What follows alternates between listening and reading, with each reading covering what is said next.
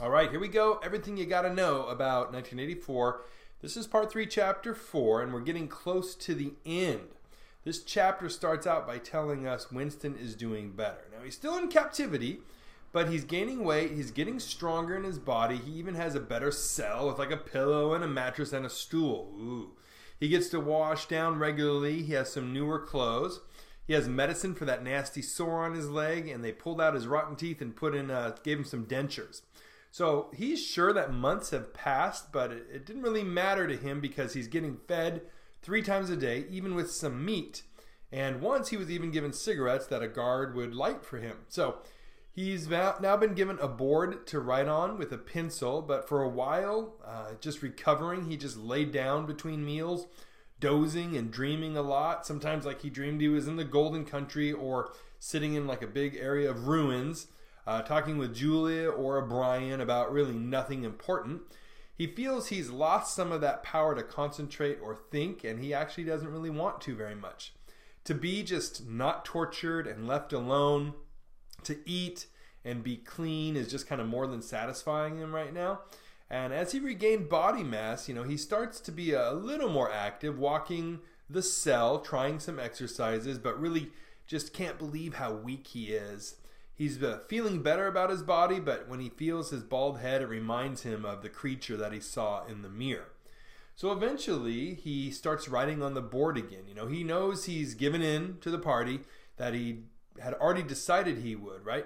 We find out that he knew from the moment he was captured that just to try to stand up against the party was ridiculous and absurd.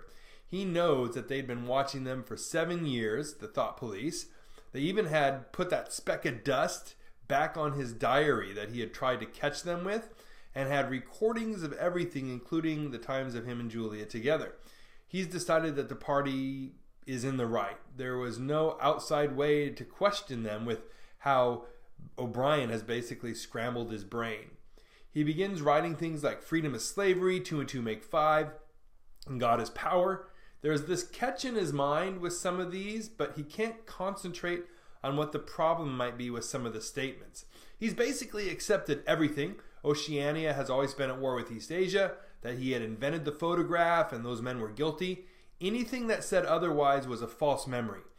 Whenever there's a catch or a doubt in his mind, he just loses the ability to concentrate and things get fuzzy. We're getting an idea of his new thought processes, how he's trained, because he's now employing doublethink and crime stop, where your brain gets a blank spot whenever a dangerous idea might surface. So he regularly practices crime stop by thinking of something illogical the party might say and working at not understanding the contradictory arguments and not understanding the logic against those thoughts. He tells us that you have to be smart and stupid at the same time. So Winston thinks in some part of his thoughts this question of when they would shoot him. As he lies there thinking about when he'd be shot, because O'Brien has promised that he would be, he's almost looking forward to it, feeling like everything will be resolved. While he pictures himself in this wide, bright passage from his hallucinations and also in open spaces of the Golden Country, all of a sudden he wakes up and becomes super alert because he knows he unconsciously called out Julia's name multiple times.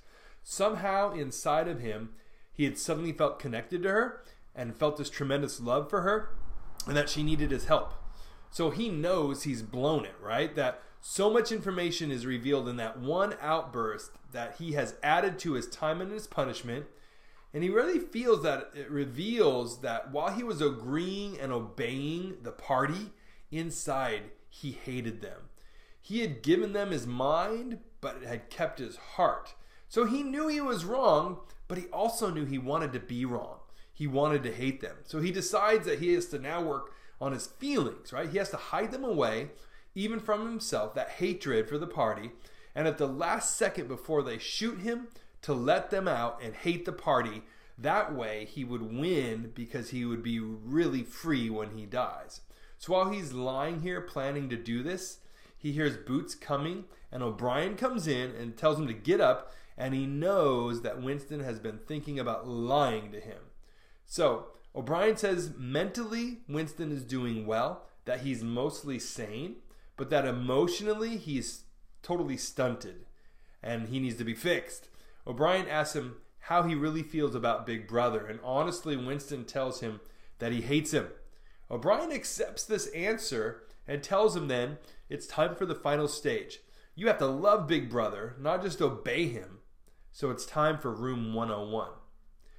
That's how the chapter ends. What do we get out of it? Well, at first, this chapter kind of starts to feel like a conclusion because it's clear like Winston's recovering physically, like they're going to let him out or kill him, even though he's been mentally and intellectually broken and reprogrammed to think the way the party wants him to think. But because we can see his thoughts, we see that there's a small part of him that still resists some of the illogical ideas of the party. He is not only willing but skilled in killing these thoughts as they come up, and he's not really capable of thinking very deeply anymore. And while we feel like he's the shell of a person, right, just as O'Brien had foretold, and we know that this is what they wanted all along, this is the product of a tyrannical regime that does not value humanity except to the extent that they can control it. The human cost of being in control and maintaining power is not relevant to any government or regime like the party is supposed to represent. With Winston's outburst, it seems that there is one last scrap of humanity in him that he has kind of kept back and protected as a core of feeling in him that the party is not touched. But when he cries out for Julia, he has revealed this secret to the party, and the party's not going to allow it to exist. If Orwell is making any comment about the strength and depth of the human spirit, there is also this warning too that is a target of totalitarianism, right? That any level of freedom is ultimately a threat to power. So while Winston rationalizes that despite everything he's had crushed out of him and the party's built back up in him, if he can hate the party in the end, he can still win.